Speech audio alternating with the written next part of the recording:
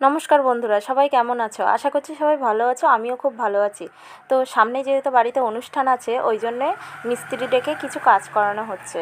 তো এদিকে দেখো মশলা মাখানো রেডি, এদিকে মিস্ত্রিরাও কাজ শুরু করে দিয়েছে। তো আজ 3জন মিস্ত্রি ছিল বাড়িতে কাজ করার জন্য, আর তাদেরকে খাওয়া দাওয়ানোর দায়িত্ব আমার ছিল। তো ঝটপট সকালবেলা সব কিছু গুছিয়ে রেডি হয়ে বসে পড়লাম রান্নাবান্না করতে।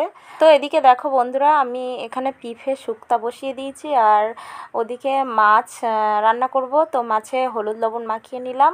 আরেকটা কথা কি জানো তো বন্ধুরা, অপ্রিয় হলেও এটাই সত্যি যে বাড়ির মেয়েরা যতই কাজ করুক না কেন, বাড়ির ছেলেদের চোখে বা বাড়ির অন্যদের চোখে সেটা কিন্তু পড়েই না।